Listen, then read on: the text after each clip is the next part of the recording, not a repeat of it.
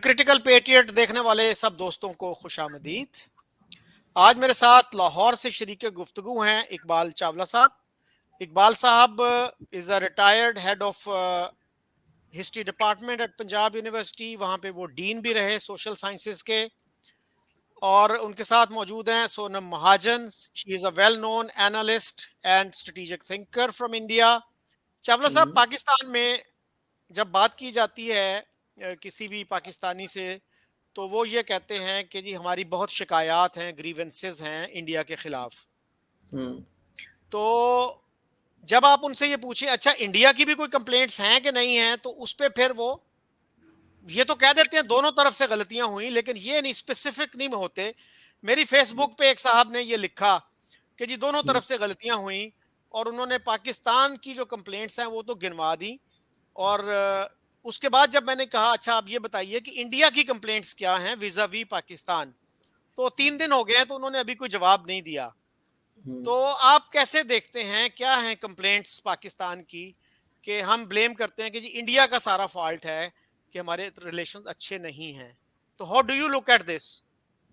अ, मैं ये समझता हूँ चूँकि एक हमारी शेयर्ड हिस्ट्री रही है। ज़ाहिर है कि साउथ एशिया में इकट्ठे रहे और फिर पार्टीशन हुई और पार्टीशन का जो मरहला था, पार्टीशन का जो प्रोसेस था और जिस तरह किया गया, वो फिर उसमें यकीनन एक-दूसरे से शिकवे-शिकायत पैदा होना, मसाइल पैदा होना एक नेचुरल फिनोमेना है। जहाँ कहीं भी ये पार्टीशन हुई हैं, वहाँ पे ये फिर आपको पता है लोगों की शिकायत हुई हैं। और चूँकि पाकिस्तान को शिकायत एक तो ज़ाहिर है कि जी रेड क्लिफ अवार्ड की वजह से हुई कि बहुत सारे हमारे चीज़ें जो हैं वो हमें आनी चाहिए थी, वो नहीं आई और इंडिया में चली गई। ख़ासकर मसला कश्मीर जो था वो पैदा हुआ रेड क्लिफ अवार्ड की वजह से, समझ से पाकिस्तानियों की। फिर ज़ाहिर है पानी का मसला भी अभी भी चल रहा है और उसके साथ फिर हम ज़ाहिर है बांग्लादेश जब बना है तो जो इंडिया का रोल था वो तो खुले बंदों उन्होंने एक्सेप्ट भी किया, अभी भी बीजेपी एक्सेप्ट करती है। तो वो हमारे ज़ाहिर है शिकवे-शिकायत में एक ये आता है। इसके अलावा जो बलूचिस्तान में आजकल इंसर्जेंसी है, हम जो देखते हैं, तो वो भी उसके लोग ज़ाहिर है आई एम नॉट एक्सपर्ट, वो ताने-बाने जो है वो इंडिया की तरफ जाते हुए दिखाई देते हैं। अगरचे ईरान पर भी बात होती है, अफ़गानिस्तान पर भी बात होती है, लेकिन गुज़िश्ता डेढ़ 1 साल से कुछ अमन चला आ रहा है पाकिस्तान और इंडिया का, जो कि बहुत खुशआइंद बात है। अब रहा इंडिया का, इंडिया को भी हमसे कंप्लेंट्स हैं जो कि जेन्युइन होंगी। क्रॉस बॉर्डर टेररिज़्म का इल्ज़ाम बम्बे अटैक के हवाले से, पुलवामा के हवाले से और भी कई उनको कंप्लेंट्स हैं, जो कि हो सकता है जेन्युइन होंगी। मैं चूँकि एक्सपर्ट नहीं, मैं नहीं जानता। इसके अलावा तो मैं नहीं समझता कि कोई शायद इंडिया को सार्क जो बना है, दोनों बहुत अच्छे चल रहे थे, फिर इंडिया को ही ये प्रॉब्लम हुआ कि जी हम पाकिस्तान नहीं जाएँगे, ना जो हेड ऑफ़ द स्टेट जाएँगे, ना वो जाएँगे और फिर क्रिकेट टीम तक को पाबंदी लगा देना, फिर आपके आर्टिस्ट को भी आने की इजाज़त नहीं है इंडिया में। हालाँकि मैं खुद भी 2015 में गया इंडिया में, बहुत अच्छा माहौल था, यकदम 13 के बाद जब से बीजेपी बरसरे इक़्तिदार आई है, तो उससे इनके पैराडाइम शिफ्ट तो हुआ है। उससे ज़ाहिर है कि वो हमारे यहाँ इलेक्शन में ऐसा नहीं होता कि हमारा एंटी इंडियन स्टांस कोई जीते और ना ही हमारे यहाँ आज तक कोई फंडामेंटलिस्ट जो है वो कोई हमारी हुकूमत में आ तो गया होगा वज़ीर के तौर पर, हुकूमत बनाने में किसी इलेक्शन में कामयाब नहीं हुआ है। तो जबकि हम ये देखते हैं कि 83 के बाद बीजेपी जब से बनी, एक इंडियन पॉपुलेशन में जो ज़िया-उल हक के ज़माने में हमारे यहाँ आप और मैं इकट्ठे हमने देखा कायदा यूनिवर्सिटी में ये माहौल बना था एक्सट्रीमिज़्म का और वो पॉपुलेशन में भी आ गया था, अवाम में भी आ गया था, लीडर्स में भी आ गया था। अब वो इस तरह का दिखाई देता है दूर बैठे हुए शायद, वो दिखाई देता है कि इंडिया में इंटॉलरेंस जो है, रिलीजियस इंटॉलरेंस, वो ज़ाहिर है इंटेलेक्चुअल लेवल पर जैसे ये मैम बैठी हैं और हमारे बहुत सारे दोस्त, वो शायद ना हो, लेकिन अवामी सतह पर वो मौजूद है। वैसे तो हमारे यहाँ भी इंटॉलरेंस है, हमारे यहाँ भी रिलीजन को इतनी ज़्यादा वो नहीं प्रोटेक्शन मिली जो कि कायद-ए-आज़म की विज़न के मुताबिक था। वो अपने शिकवे-शिकायत तो हैं, लेकिन हमें आगे बढ़ना चाहिए हमें, ऐसे जैसे आज आप मैडम के साथ बातचीत करा रहे, अवामी सतह पर बातचीत हो, मामलात को देखा जाए और जी। इसके जो अच्छी चीजें उसे लाया जाए। जी। अच्छा सर, ये जो रेड क्लिफ वाली बात है, इस पे तो प्रोफेसर इश्तियाक ने बड़ा डिटेल्ड काम किया है, और आपका थीसिस जो था पीएचडी का, वो लॉर्ड वेवल पे था। और लॉर्ड वेवल ने भी जो नक्शा खींचा था पार्टीशन के बाद, प्रोफेसर साहब का ये कहना है कि उसी के मुताबिक मोर और लेस पार्टीशन हुई। और पाकिस्तान में ये जो ग्रीवेंस है कि जी हमें गुरदासपुर नहीं मिला, तो सर चिटागांग जो है, which was overwhelmingly non Muslim, वो पाकिस्तान को मिल गया। वहां पे आज आज तक भी शिकायत हैं कि जी ये अंग्रेजों ने जो है ये चिटागांग क्यों दे दिया पाकिस्तान को। तो मैडम आप कैसे देखती हैं प्रोफेसर चावला के आर्गुमेंट्स को? जी, प्रोफेसर साहब वही कर रहे हैं जो एक एवरेज पाकिस्तानी को मैंने जनरली करते हुए देखा है, फॉल्स इक्विवेलेंसेस ड्रॉ करना और दोनों ममालिक को एक फुटिंग पे ले आना। सबसे पहले तो इन्होंने कहा कि जब पार्टीशन होती है तो जाहिर सी बात है इख्तलाफात होते हैं, पर हकीकत ये है कि पाकिस्तान ने जम्मू कश्मीर पर हमला किया कुछ ही महीनों के बाद पार्टीशन के, जबकि पाकिस्तान ने एक स्टैंड स्टिल अग्रीमेंट कर रखा था जम्मू कश्मीर से। प्रोफेसर साहब की इत्तला के लिए मैं बता दूं कि मेरा खुद का ताल्लुक भी जम्मू कश्मीर से है, और मेरी जो खुद की जो डिस्ट्रिक्ट थी, जो मेरा टाउन था, वहाँ पर करीब करीब 30,000 हिंदू और जो सिख हैं उनका कत्ल गारत हुआ, उनका कत्ल किया गया। जिस जगह पर उनकी बॉडीज फेंकी गई उसको आज की डेट में बलिदान भवन कहा जाता है। और अगर लोगों की सुने जो आगे पीछे जिनके घर हैं उस बलिदान भवन के, वो कहते हैं आज भी वहां रात को चीखने और चिल्लाने की आवाजें आती हैं। उसको हम एक टेम्पल की तरह उस जगह को ट्रीट करते हैं। दिन में वहां पर कीर्तन या सत्संग जिसको कहा जाता है वो होता है, पर वहां पर आज भी कोई पंडित जी जो हैं वो रहने को तैयार नहीं है, क्योंकि वो कहते हैं रात को यहाँ पे बहुत चीखने चिल्लाने की आवाजें आती हैं। तो इस तरह के ट्रॉमा से जो हमारे इंसेस्टर्स हैं वो गुजरे हैं। मेरे जो फादर, तो तब उनका बर्थ भी नहीं हुआ था, मेरे जो दादाजी हैं वो हमारे घर में एक मुलाजिम था, वो भी मुसलमान था।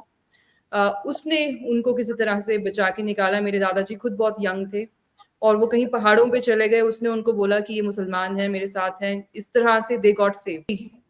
फिर आगे चल के प्रोफेसर साहब ने कहा कि कश्मीर के ऊपर जो हमारा मसला बना, तो कश्मीर पर तो यही मसला बना कि आपने कश्मीर के ऊपर कब्जा करने की कोशिश की बाय फोर्स।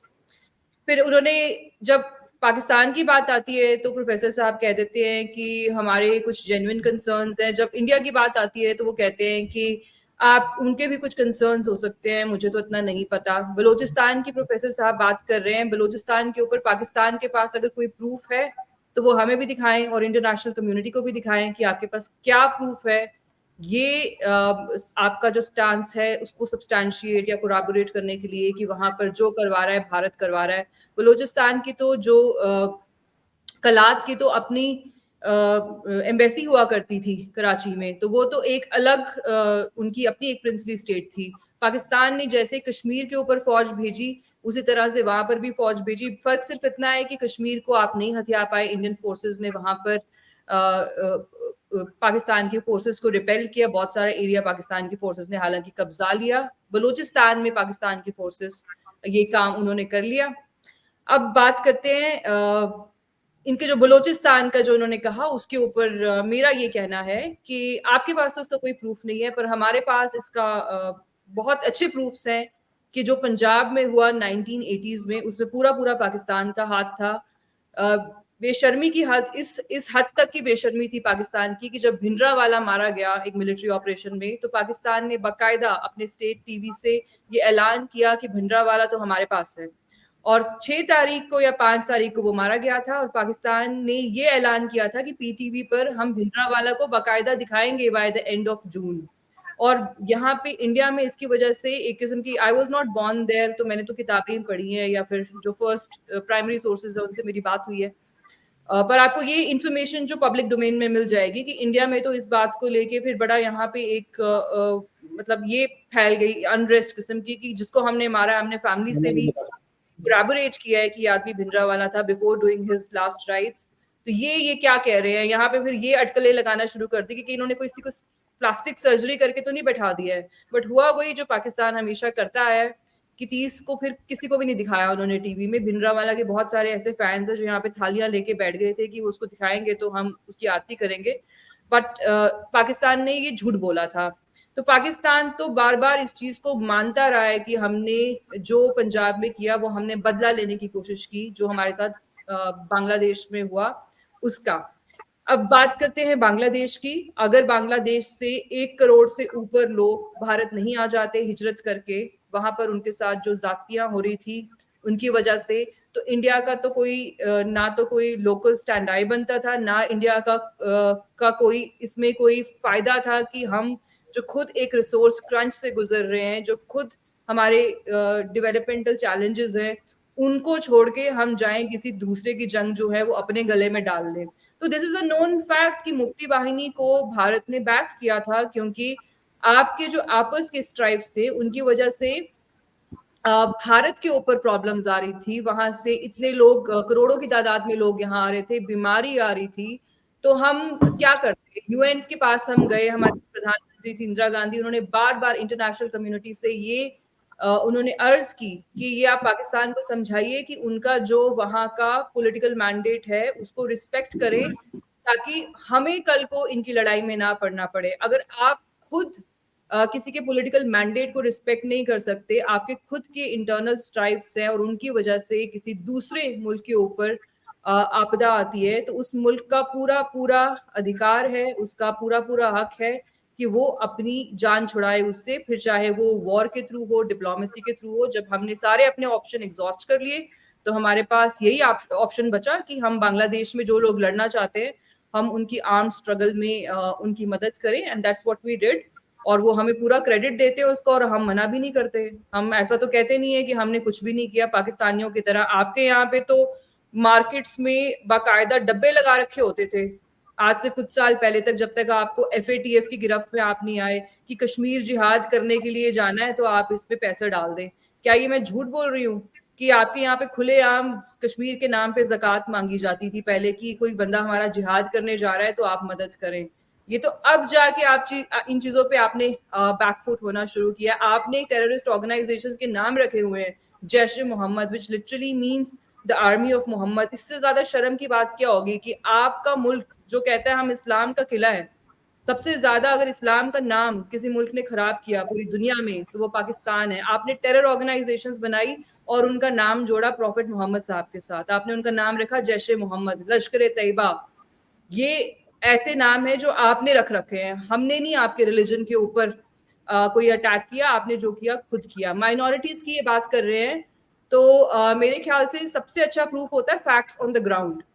आप सीधे सीधे नंबर्स उठा के देख लें कि हिंदुस्तान में माइनॉरिटीज ने एक्सपोनेंशियली ग्रो किया है, जबकि पाकिस्तान में माइनॉरिटीज जो है वो दिन ब दिन श्रिंक होती आ रही हैं। ये हम नहीं कह रहे, आपकी खुद की ह्यूमन राइट्स कमीशन की रिपोर्ट कहती है कि पाकिस्तान में हर साल हजारों हिंदू लड़कियों को जबरन इस्लाम कबूल करवाया जाता है, गोली की नोक पे उनकी मुसलमानों से शादी कराई जाती है, और जो आपकी कोर्ट्स है वो लेम डक बन के देखती रहती हैं। तो हमारे जो कंसर्न्स है वो लेजिट कंसर्न्स है। पाकिस्तान ने हिंदुस्तान को शुरू से ब्लीड किया है। आपके जो कंसर्न्स हैं वो मोस्टली आपके दिमाग में ही हैं, क्योंकि आपने ये हवा शुरू से बना के रखा है अपने मुल्क की एग्जिस्टेंस को जस्टिफाई करने के लिए कि जो हिंदू है वो बनिया जो है वो बड़ा चालाक है, वो हमें कभी जीने नहीं देगा, क्योंकि आपकी एक सिक्योरिटी स्टेट है। आपको अपनी फौज की जो इतनी बड़ी वो एक पैरेलल इकोनॉमी चला रहे हैं, इतना पैसे का वो बर्डन डाल के रखा है उन्होंने टैक्स पेयर पे, उसको जस्टिफाई करना है तो आप इमेजिनरी दुश्मन ढूंढते रहें, और आखिर फिर ये होगा कि आप अगर किसी को बार बार बोलते रहेंगे आप हमारा दुश्मन है, आप असल दुश्मन है, तो फिर यही होगा कि फिर हम बोलेंगे कि हाँ आज हम कहते हैं कि ठीक है, if this is what you want then take it। आप दुश्मन कहते हैं तो हम दुश्मन हैं, फिर हमसे क्यों बोल रहे हैं कि हमारे साथ तजारत करें, हमारे साथ आप मामला ठीक करें? This is not a one way street. एक और गुजारिश है, अच्छा होगा अगर हम बहुत स्पेसिफिक चीजों पे डिबेट करें, क्योंकि अदरवाइज ना it will become a never ending cycle. जो प्रोफेसर साहब जिस तरह से बात करें, बहुत जनरल चीजों के बारे में बात करें, अगर वो स्पेसिफिक एग्जांपल्स दें तो मेरे लिए भी थोड़ा आसान होगा उनको एड्रेस करना, because that's how I like to talk और डिबेट। अच्छा प्रोफेसर साहब, यहाँ पे जो कॉन्सेप्ट है ना पेट्रियटिज्म का, वो भी आ जाता है। बहुत सारे पाकिस्तानियों की अप्रोच ये है कि अपने वो मुल्क को क्रिटिसाइज नहीं करना चाहिए, उसको हर मुमकिन डिफेंड करना चाहिए, मतलब अगर गलत बात भी हो तो उसको भी डिफेंड करना चाहिए, खास तौर पे अगर कोई इंडियन आपके साथ मौजूद है तो क्या आप इस अप्रोच से एग्री करते हैं, या जो सच्ची बात है वो माननी चाहिए, एक सेल्फ क्रिटिसिज्म करना चाहिए, इंडियंस को भी करना चाहिए, पाकिस्तानियों को भी करना चाहिए, और ये जो ब्लाइंड पेट्रियटिज्म है उसके बजाय अगर हम पेट्रियटिज्म की तरफ जाएं तो क्रिटिकल पेट्रियटिज्म की तरफ जाना चाहिए कि हमारे मुल्क में कि आप डिलिबरेटली अपने मुल्क को हार्म ना करें, लेकिन अगर उसकी पॉलिसियों में कोई खराबी है तो उसको डिफेंड ना करें, उससे नुकसान होता है, मुल्क का फायदा नहीं होता। तो क्या हमें ऑनेस्टली अपने मुल्क की पॉलिसीज का एक तनकीदी जायजा लेना चाहिए या नहीं लेना चाहिए? उसूली मौकफ क्या है आपका इस पर? शकील साहब, गुजारिश ये है कि जैसे मैडम ने शुरू में ही एक जजमेंटल मेरे बारे में कह दिया एवरेज पाकिस्तानियों की तरह, मैं इनको तो ऐसा नहीं कहूँगा, ये बड़ी ज़हीन मुझे लगी हैं बहुत माशाल्लाह। सोशल मीडिया पढ़ कर इनकी एक अपनी अंडरस्टैंडिंग डेवलप हुई है, जो कि ज़ाहिर है इनका हक है, और फिर ये वही माइंड सेट है जो पाकिस्तान बनने से पहले था, और पाकिस्तान बनने के बाद उसको बढ़ावा मिला है, कम नहीं हुआ है। अब रहा ये कि मैं आपसे इत्तेफाक करता हूँ, अगर हमें आगे बढ़ना है पाकिस्तानी के तौर पर, इंसान के तौर पर, हमें अपनी गलतियों को बड़े खुले दिल से मानना पड़ेगा, और भी ये भी मानना पड़ेगा कि भी हमसे, जैसे अभी अफगान पॉलिसी पे बहुत खुले बंदो बात हो रही है कि हमारी पॉलिसी नाकाम हुई है। क्या देखना ये कि हमारी इंडिया के साथ भी कोई पॉलिसी थी, क्या वो पॉलिसी नाकाम हुई है या नहीं हुई है? अगर नाकाम हुई है, किस हद तक हुई है? अब रहा ये कि जी, अब मेरे पास तो मैथमेटिकल तो हूँ नहीं, मैं तो हिस्टोरियन हूँ, मैं तो एक हिस्टोरिकल प्रोसेस से निकल कर बात करनी है। वैसे इनको पता नहीं है कि मैंने लॉर्ड माउंटबेटन में पोस्ट डॉक की भी है, मेरी बुक आ रही है, तो लिहाजा मुझे रेडक्लिफ अवार्ड या उससे समझना बड़ा मुश्किल हो जाएगा किसी के लिए भी, क्योंकि मेरे पास फैक्ट्स एंड फिगर बहुत है। रहा ये कि हम भी इसी ड्रामे से गुजरे, मेरे माँ बाप भी गुजरे, मेरे दादा भी गुजरे, कोई कलकत्ता से आए, कोई जलंधर से, आप शकील साहब आपके भी बावजदाद उधर से ही आए, हम सब ड्रामे से गुजरे, इसीलिए मैंने कहा था ना शेयर्ड मेमोरी है हमारी, तो लिहाजा हमारा वो नेचुरली जो बिटरनेस है वो ज्यादा हो सकती है, मगर हम उससे निकल कर आगे बढ़ना है। और रहा इनका बिल्कुल ठीक है, पंजाब में सिखों के हवाले से यकीनन पाकिस्तानियों को बहुत हमदर्दी थी, हुकूमत को भी होगी, और वो लेकिन अब आलम यह है कि सिख मूवमेंट जो है वो कनाडा में भी चल रही है, अमेरिका में भी चल रही है, इंग्लैंड ऑस्ट्रेलिया में भी चल रही है। अब वहाँ की गवर्नमेंट में तो आप कुछ कर नहीं सकते, वहाँ पर जाकर सिखों को आप मार देते हैं, और फिर उनकी गवर्नमेंट की तरफ से आपकी एलिगेशन भी लिखती है। तो गोया फैक्ट्स एंड फिगर पाकिस्तान में मुझे नहीं पता, कुलभूषण यादव पकड़ा गया बलूचिस्तान पे, लिहाजा हम इस ब्लेम गेम से सच है ये नहीं है। मैं तो इससे, मैंने तो पहले कहा कि मेरे पास पूरी तरह वो नहीं है मालूमात, जो मैं जनरली हम जो सुनते हैं उस पर बात कर रहे हैं। रहा ये कि पाकिस्तान ने आज बात की, इंडिया तो शुरू से कर रहा है, इंडिया तो शुरू से कह रहा था कि जी ठीक है हम कॉम्पोजिट डायलॉग करते हैं, कॉम्पोजिट डायलॉग करते करते हम यहाँ पर आ गए 2013-14 तक, जब फिर आपने कहा जी ठीक है इंक्लूडिंग कश्मीर।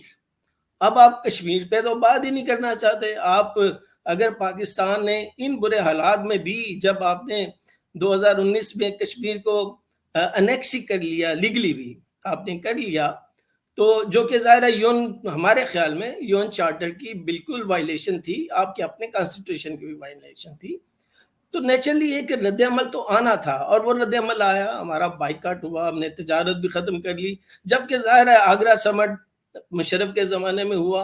अगर आपके यहाँ हॉक्स ना होते तो अब मसला कश्मीर और इंडिया पाकिस्तान बहुत सारे ताल्लुकात नॉर्मलाइज हो जाते हैं। इसी तरह अटल वाजपेयी साहब आए पाकिस्तान, बिहारी वाजपेयी साहब आए, वो ऐसा मौका था, बहुत सारे ताल्लुकात हमारे बहुत अच्छे हो सकते थे, लेकिन हमारे यहाँ पर माशाल्लाह लग गया, और फिर कारगिल हो गया। तो जिस ज़ाहिर है कोई ना कोई उधर से या इधर से, ये जो सिक्योरिटी स्टेट अगर पाकिस्तान है तो 10 लाख की फौज कश्मीर में क्यों उठाई हुई है? अगर पाकिस्तान सिक्योरिटी स्टेट है तो 70 से 100 बिलियन डॉलर आप असला खरीदने के लिए क्यों लगा देते हैं? तो पाकिस्तान तो 5-6 अरब डॉलर ही लगाता होगा, मेरा नहीं ख्याल। तो इसलिए सिक्योरिटी स्टेट इसीलिए बनी कि 1948 में जंग शुरू हो गई, फिर 65 में हो गई, फिर वो बांग्लादेश बनाने में आपने सारी कुव्वत सर्व कर दी। और हत्ता कि ये कि शेख मुजीब साहब जब आए लंदन से, तो वो पहले दिल्ली यात्रा में गए, जिसमें जनाब प्रधानमंत्री साहब, प्राइम मिनिस्टर और सदर उनको वेलकम कर रहे थे और जश्न मना रहे थे कि हमने वो काम किया है। फिर वो काम अगर आपने कर लिया था तो बंगाल को जम कर लेते वेस्ट बंगाल के साथ, वो हमने नहीं किया, यानी अधूरा काम छोड़ दिया, जिसका शायद आइंदा आने वाली हिस्ट्री में आपको इसका इजाला भी करना पड़े। तो गोया ये कि आपने एक तो जख्म लगाया, ऊपर से फिर जश्न मनाया। तो इसी तरह की हमाकतें अगर जलिया, इसके बाद जो बंडियावाला वाक़े के साथ पाकिस्तान ने भी की हैं, मगर शायद इतने बड़े पैमाने पे, चूंकि पीटीवी था उस वक्त और इलेक्ट्रॉनिक मीडिया नहीं थे, और शायद उस वक्त हमारे यहाँ सेंसरशिप भी बहुत ज़्यादा थी। इंडिया में वो खबरें पहुँच रही होंगी जिनका ये जिक्र कर रही हैं, पाकिस्तान में शायद मैं तो उन दिनों यूनिवर्सिटी में था, अभी थे, तो हमारे तो खैर इल्म में ये बातें शायद इतनी नहीं आई हैं। तो जैसे इन्होंने कहा, मैडम महाजन ने कहा कि हम स्पेसिफिक बात कर लें, तो 1 बाय 1 कर लेते हैं ताकि बात आगे बढ़े। इकबाल साहब, इसमें एक तो बात आपने बार बार कहा कि आपके पास इतनी इंफॉर्मेशन नहीं है। आपने सर पीएचडी की है, पाकिस्तान में शायद 1 लाख में से एक बंदा भी पीएचडी नहीं करता, तो आप अपने आप को इतना मॉडेस्ट ना शो करें। You are one of the best informed people.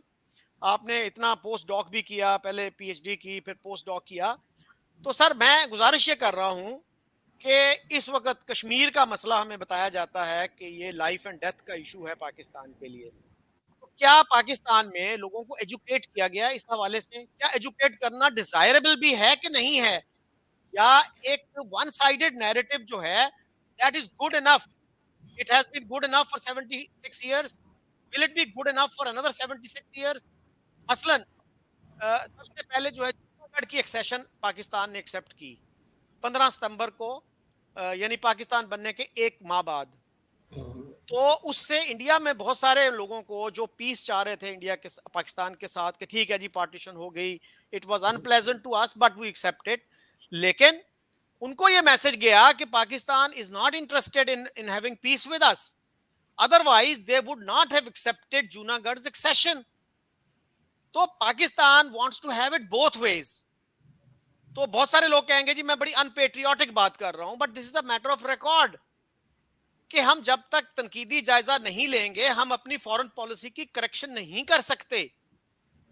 यानी we want to have it both ways कि जूनागढ़, देखिए एक तरफ 2 नेशन थ्योरी थी, जूनागढ़ जिसकी अक्सरियत जो थी वो हिंदुओं पर मुश्तमिल थी और पाकिस्तान के साथ वो कंटिगुअस भी नहीं था।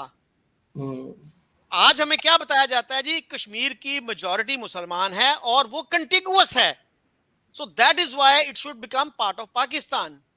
तो भाई जूनागढ़ में तो दोनों चीजें नहीं थी, तो पाकिस्तान एक्सेप्ट जूनागढ़ एक्सेशन।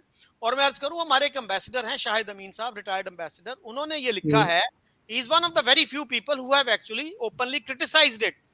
उन्होंने कहा कि जूनागढ़ की एक्सेशन कबूल करना बहुत बड़ी गलती थी, it eroded our case on Kashmir. और सर कश्मीर पे भी एजी नूरानी साहब बहुत ही रिस्पेक्टेड एक स्कॉलर हैं जिन्होंने कश्मीर पे पहली किताब 1964 में लिखी थी। उनकी सबसे डिटेल्ड किताब है जो कश्मीर पे है और कराची में ऑक्सफोर्ड यूनिवर्सिटी प्रेस ने वो पब्लिश की। उसमें वो कहते हैं कि माउंटबेटन जब आए लाहौर 1 नवंबर 1947, और ये जंग भी जो है 48 में नहीं शुरू हुई थी, 47 में हो गई थी अक्टूबर में। उसमें माउंटबेटन ने ये कहा कि जी हम तीनों स्टेट्स में प्लेबिसिट करवा देते हैं, जूनागढ़, हैदराबाद और कश्मीर, और जिन्ना साहब ने इनकार कर दिया। अब these are the facts that are not shared with the Pakistani public, और खौफ शायद यही है कि अगर ये हमने शेयर कर दिए लोगों के साथ, they will stop thinking emotionally about Kashmir. और सर सरदार शौकत हयात हमारे एक यंग लीडर थे पाकिस्तान मूवमेंट के, उन्होंने अपनी किताब में लिखा है ऑटोबायोग्राफी में कि सरदार पटेल की तरफ से ये ऑफर आई कि आप कश्मीर ले लें, जूनागढ़ और हैदराबाद दक्कन से आप दस्तबरदार हो जाएं। Liaquat Ali Khan refuse to accept this offer.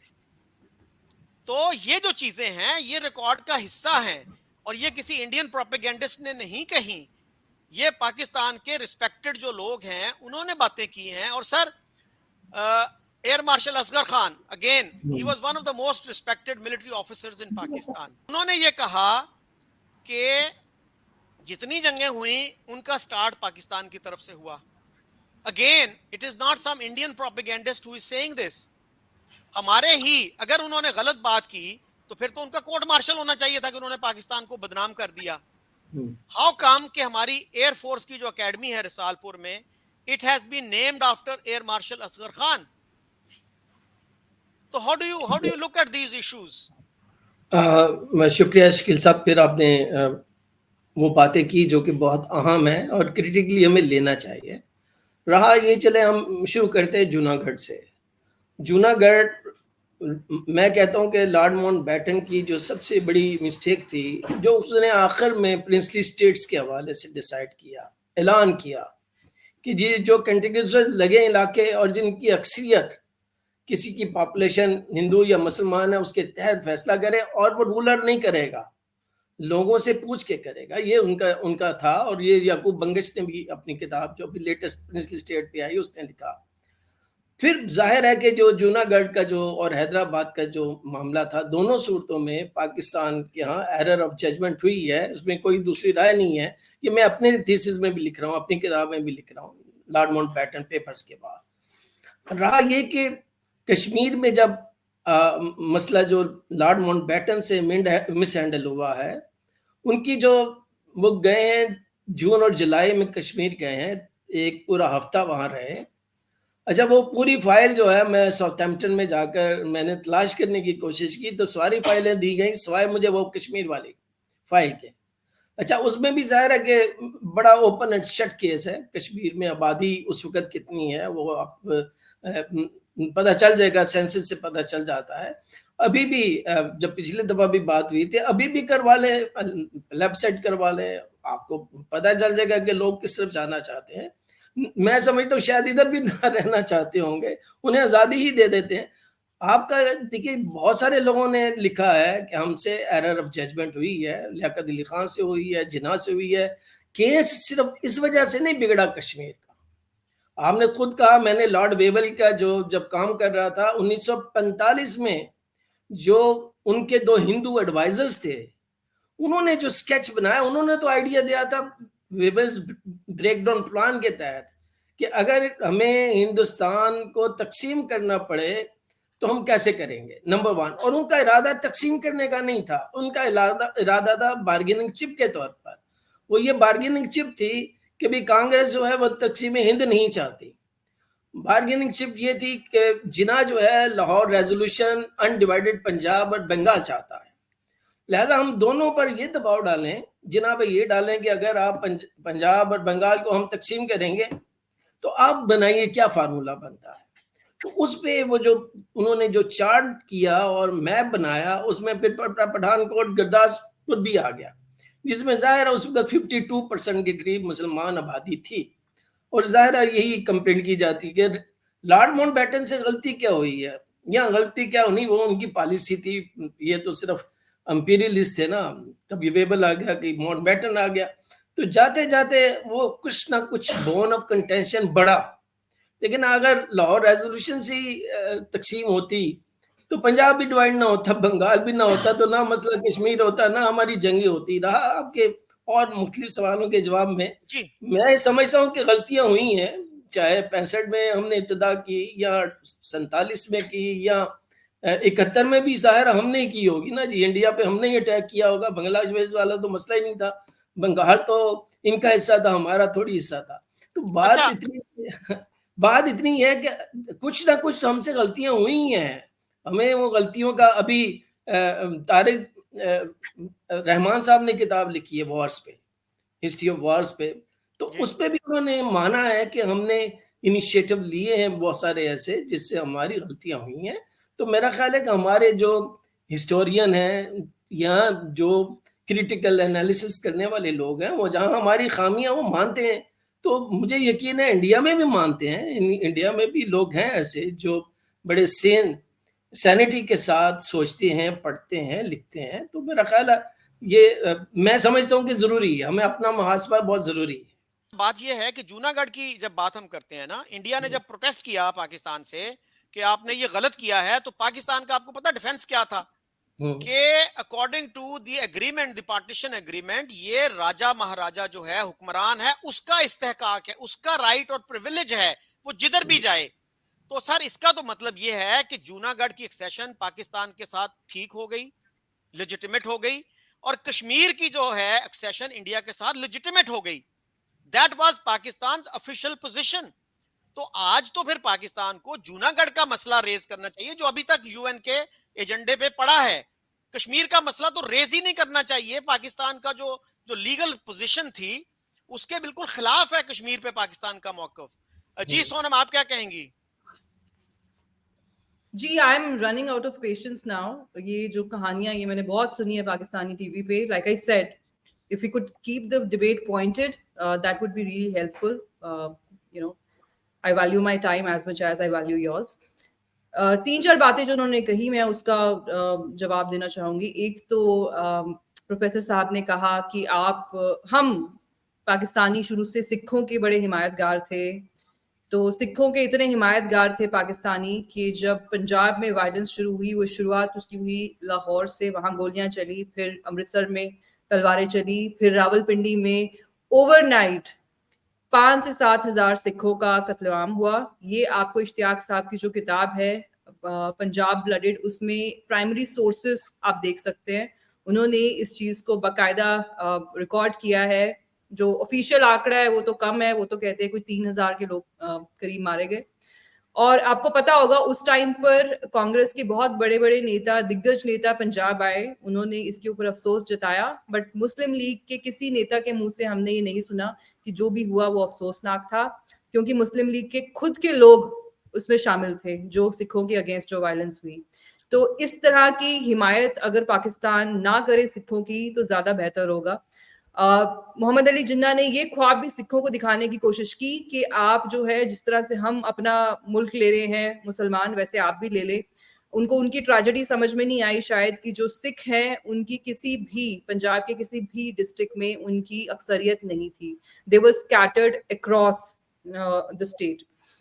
और हम, अगर आप इंडियन कॉन्स्टिट्यूशन की भी बात करें, तो हम हिंदू और सिख में कोई फर्क नहीं समझते हैं। हम अपने आप को सनातनी कहते हैं। अगर कोई अब्राहमिक रिलीजन के लोग हमारे बीच में फूट डालने की कोशिश करते हैं तो वो करते रहे। और पाकिस्तान की हमेशा से ये आदत रही है, क्योंकि आप खुद मजहबी सोच आपकी है, आपने कोशिश की कि हिंदुस्तान में भी फॉल्ट लाइंस को पहले तो क्रिएट किया जाए, फिर उनको एक्सप्लॉइट किया जाए। बट सच्चाई ये है कि पार्टीशन के बाद से आप हमसे 1 इंच भी नहीं ले पाए हैं, जबकि आपका जो आधा हिस्सा है वो टूट चुका है। फिर प्रोफेसर साहब ने ये कहा कि बांग्लादेश अगर आपने आजाद कराया था तो आप अपने साथ ही मिला लेते। तो ये तो हमारी फराग दिली है, it goes in our favour, कि हमारे लिए तो इसमें कुछ भी नहीं था। अगर हम अपना फायदा देखते तो हम, अगर आपसे बदला लेना चाहते, हम for the heck of it we got into that war कि हमें पाकिस्तान से बदला लेना है। पाकिस्तान ने जो कश्मीर पर हमला किया, जो ये आप मुसलमानों ने पार्टीशन की, सबसे बड़ा तमाचा तो आपके मुंह पर ये होता कि हम बांग्लादेश को आजाद करा के, जैसे प्रोफेसर साहब ने कहा, अपने साथ मिला लेते।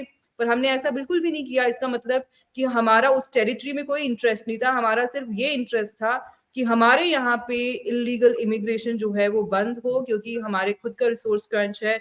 हम और लोगों को फ्री में नहीं पाल सकते। अब आपने अपना मुल्क बना लिया है तो आप अपना वहां पे आराम से रहिए। अगर अब आप आपस में नहीं रह पा रहे हैं, आपके खुद के सेक्टेरियन स्ट्राइप्स है, लिंग्विस्टिक आपके इश्यूज हैं, आप बंगालीज को उनका ड्यू दे ही नहीं रहे हैं, तो ये हमारी प्रॉब्लम तो नहीं है। तो फिर प्रोफेसर साहब ने कहा कि आपने उसका जश्न मनाया। बिल्कुल हमने मनाया। आपकी फौज ने वहां पे लाखों लोगों के रेप किए, लाखों लोगों को मारा। अगर उनको आजादी मिली है उसके बाद, इतनी जद्दोजहद के बाद, तो उनका पूरा हक बनता है कि वो इसका जश्न मनाए। वो क्यों नहीं मनाएंगे? और अगर वो दिल्ली आएंगे तो ऑफ कोर्स हम भी मनाएंगे, क्योंकि हमारे लिए तो जान छूटी। कम से कम एक साइड पे तो हमारे पास एक हॉस्टाइल एंटिटी नहीं है। अगर आज वो पाकिस्तान का हिस्सा होता तो हमारे लिए तो दोनों तरफ से प्रॉब्लम होती। तो हमारे लिए तो of course it was a strategic victory. आप इसको जिस तरह से भी ले ले, ये तो हमारे लिए ब्लेसिंग इन डिस्गाइज हो गई एक किस्म की। फिर प्रोफेसर साहब ने बात की कि इंडिया जो है वो पता नहीं कनाडा में क्या कर रहा है, यूएस में क्या कर रहा है। तो जनाब ऐसा है कि अगर अमेरिका में बैठ के कोई ये कहेगा कि इंडियन एयरलाइंस की फ्लाइट्स में मत बैठिए, क्योंकि इंडियन एयरलाइंस की जो फ्लाइट है वो इस डेट के बाद जो है वो खतरे से खाली नहीं है, आपकी जान जा सकती है, या इंडियन पार्लियामेंट में इस डेट में खतरा है, तो Indian agencies are well within their rights to target those people. हालांकि इंडिया का ऑफिशियल स्टांस ये है कि हमारा तो कोई लेना देना नहीं, अगर आपके पास कोई सबूत है तो आप हमें दे दें। जो कनाडा के प्राइम मिनिस्टर हैं वो कहते हैं मेरे पास क्रेडिबल एलिगेशंस हैं। आज तक हमें तो ये समझ में नहीं आया कि क्रेडिबल एलिगेशंस होता क्या है। या तो आपके पास क्रेडिबल एविडेंस होता है, या तो आपके पास एक्शनेबल या टैंजिबल इंटेलिजेंस होती है। क्रेडिबल एलिगेशंस कुछ नहीं होता है। पर अगर अगर हम उनकी बात मान भी लें कि इंडिया ऐसी एंटिटीज को टारगेट करने की कोशिश कर रहा है, तो क्या अमेरिका नहीं करता है? कौन सा मुल्क है जो ये काम नहीं करेगा? अगर किसी दूसरे मुल्क में बैठ के कोई ये कह रहा है कि हम इंडियन पार्लियामेंट पे बॉम्ब फोड़ेंगे या इंडियन पार्लियामेंट में जाने से इस दिन खतरा है, तो वो ये आपके लिए एक लेजिट टारगेट बन जाता है। वो किसी भी स्टेट के लिए एक लेजिट टारगेट है वो आदमी। और स्टेट्स हमेशा ऐसा करती हैं, वो मानती नहीं है बट वो करते हैं। तो अगर इंडियन स्टेट ऐसा कर भी रही है तो I fully back those actions. अगर आप मेरा जाती मेरी क्या राय है तो मैं तो यही कहूंगी। फिर प्रोफेसर साहब ने लास्ट एक दो पॉइंट बोले थे जिनको मैं एड्रेस करना भूल गई। एक तो उन्होंने कहा कि हमारे यहाँ कभी कोई मजहबी जमात जो है वो जीत के नहीं आई है। तो प्रोफेसर साहब पहले तो ये प्रूव करें कि इंडिया में कोई मजहबी जमात जो है वो जीत के आई है, और साथ ही साथ प्रोफेसर साहब को ये समझाना पड़ेगा मुझे कि इस मजहबी जमात से वो बेसिकली कहना क्या चाहते हैं, क्योंकि पाकिस्तान का तो जो हर लीडर है वो शुरुआत ही करता है बिस्मिल्लाहिर्रहमानिर्रहीम से। वो तो शुरुआत करता है जब वो ट्रक पे चढ़ के कोई भी पॉलिटिकल रैली करता है तो तस्बीह पकड़ के खड़ा होता है। आपकी तो हर चीज में मजहब है। हाफिज सईद ने आपके यहाँ जमात बना रखी है। टीएलपी जिसको फौज ने खड़ा किया था मेन स्ट्रीम पार्टीज को बेसिकली चेक में रखने के लिए, वो तो दिन ब दिन पॉलिटिकली ग्राउंड गेन कर रहे हैं।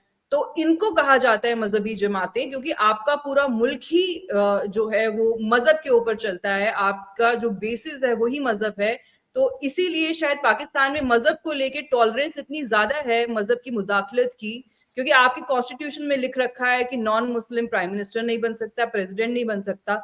The Muslims actually set the standard so low कि उनको अपना जो एक्सट्रीमिज्म भी होता है ना, वो उसको इतना नॉर्मलाइज कर चुके हैं, इतना इंस्टीट्यूशनलाइज कर चुके हैं कि जब कोई उनको इस चीज में थोड़ा सा भी पुश बैक करता है या उनको थोड़ा सा भी उनकी जबान में उनको जवाब देता है तो वो बर्दाश्त नहीं कर पाते। ये मुसलमानों की सिर्फ पाकिस्तान में प्रॉब्लम नहीं है, ये मुसलमानों की दुनिया भर में प्रॉब्लम है। और अगर मुसलमान इतने ही जमहूरियत पसंद हैं और मजहब के ऊपर वो इतनी मजहब की मुदाखलत नहीं वो पसंद करते पॉलिटिक्स में, तो they should lead by example. आप बता दें मुझे कितने इस्लामी मुल्क हैं जहां पे जमहूरियत है। और एक बात और प्रोफेसर साहब ने कही कि 2013 से पहले तो सब ठीक था। अगर 2013 से पहले सब कुछ ठीक ही था तो पाकिस्तान बनाने की कोई तुक ही नहीं थी। प्रोफेसर साहब की बातों से तो ऐसा लग रहा है कि 2013 से पहले हिंदुस्तान पाकिस्तान के बीच में दूध और शहद की नदियां बह रही थी। तो ये बता दें कि जो कारगिल है अटैक, जो कारगिल में वॉर हुई थी वो 2013 से पहले हुई थी या बाद में हुई थी? जो 1947 में कश्मीर पे हमला हुआ था वो 2013 से पहले हुआ था या बाद में हुआ था? कितनी हमारे बीच में जंगे हुई हैं। आप कह रहे हैं कि सिक्योरिटी स्टेट तो हम इसलिए बने क्योंकि हमारे पे जंगे होती रही। अब आप खुद डिसाइड करते रहेंगे किसी के साथ जंगे करने की, तो इसमें हमारा मसला तो नहीं है ना। लाइक यू सेड, जितनी जंगे हैं वो पाकिस्तान ने उनकी शुरुआत की, तो पाकिस्तान को बुरा क्या लग रहा है कि हिंदुस्तान ने जवाब दिया? आप कह रहे हैं कि आपने बंगाल को अपने साथ, बांग्लादेश को अपने साथ क्यों नहीं मिला लिया? भाई हमने तो आपके 93,000 सोल्जर्स जिन्होंने आके सरेंडर किया उनको भी वापस भेजा। ये तो हमारी शराफत थी, हमारी फराग दिली थी। आप होते तो आप कभी भी ये काम नहीं करते। और अगर आप बलूचिस्तान में कहते हैं कि हिंदुस्तान का अमल दखल है तो प्लीज उसको प्रूव करें। अच्छा इकबाल साहब, आपने एक जो बात की थी ना वो थी कि बीजेपी जो है गोया एक फंडामेंटलिस्ट ऑर्गेनाइजेशन है, तो उसी स्टैंडर्ड से क्या ऑल इंडिया मुस्लिम लीग जो थी और जो उसने जो नारे लगाए 1940s में, क्या वो फंडामेंटलिस्ट नहीं थे, एक्सट्रीमिस्ट नहीं थे? मसलन एक नारा था कि मुस्लिम है तो मुस्लिम लीग में आ, पाकिस्तान का मतलब क्या, ला इलाहा इल्लल्लाह, और जो मुस्लिम लीग को वोट नहीं देगा उसका उसका निकाह टूट जाएगा। तो इतने एक्सट्रीम नारे जब लगाए गए, तो अब आप कह रहे हैं कि बीजेपी एक्सट्रीमिस्ट है, पाकिस्तान की कोई तंजीम कोई एक्सट्रीमिस्ट नहीं है, या वो पावर में नहीं आ सकती। और पावर में आने वाली बात भी शायद इतनी दुरुस्त नहीं है। मुफ्ती महमूद जो थे वो चीफ मिनिस्टर रहे ना खैबर पख्तूनख्वा के, जिसका नाम NWFP था उस वक्त, उसके बाद भी वहां पे MMA की गवर्नमेंट रही है। और मुस्लिम लीग जो है, अब बीजेपी का आप देखिए, BJP, what does BJP stand, उसमें हिंदू का लफ्ज तो नहीं आता, ना सनातन धर्म का आता है। BJP means Bharatiya Janata party, यानी इंडियन पीपल्स पार्टी। तो मुस्लिम लीग कैसे ब्रॉड माइंडेड पार्टी है और बीजेपी कैसे एक्सट्रीमिस्ट पार्टी है, ये फंडामेंटलिस्ट पार्टी है, खास तौर पे जब आप ये देखें कि उनके जो स्लोगन्स थे। दूसरा जो आपने बात की कि इंडिया को चाहिए था कि वो बंगाल को, ईस्ट बंगाल को या बांग्लादेश को मर्ज कर लेता अपने अंदर, तो पाकिस्तान का तो फिर आर्गुमेंट ये स्ट्रांग हो जाता ना कि इन्होंने सेल्फलेस हेल्प नहीं की, ये तो जमीन हथियाना चाहते थे। क्या ये आर्गुमेंट नहीं होता फिर पाकिस्तान का? शकील साहब, फिर आपने मैडम ने बड़ी अच्छी बातें की, उनको हक हासिल है, उनकी परसेप्शन है, उनका नैरेटिव है। ज़ाहिर है इस तरह हम डिबेट करते रहे तो मामलात मुख्तलिफ चले जाएंगे। ज़ाहिर है इनकी अपनी मालूमात है, मेरी अपनी मैं उस मालूमात से आगे पीछे नहीं हट सकता, इसलिए मैंने पहले कहा था। आपने जो बात की ना, देखिए जब हम फ्रीडम मूवमेंट में थे तो फिनोमेना और है। उस वक्त मुस्लिम लीग कोई मुल्क नहीं चला रही थी, ना हिंदू कोई मुल्क चला रहे थे, ना कांग्रेस के अंडर में। हम ब्रिटिश से आज़ादी चाहते थे, और उस आज़ादी में हमें लगा कांग्रेस वजारतों के बाद खासकर पहले भी कि शायद हिंदू इतनी बड़ी मेजॉरिटी में आ जाएगा, जो कांग्रेसी वजारतों में जो शिकवे शिकायत थे, शायद जब हिंदुस्तान आज़ाद होगा तो मुसलमानों को मजहबी और सियासी और माशी आज़ादी नहीं मिलेगी जिस तरह का वो ख्वाब देख रहे हैं। तो उसमें जब पाकिस्तान बनाने का तस्वर आया तो फिर जाहिर है कि दो कौमी नजरिया तो चल रहा था मुसलमानों को।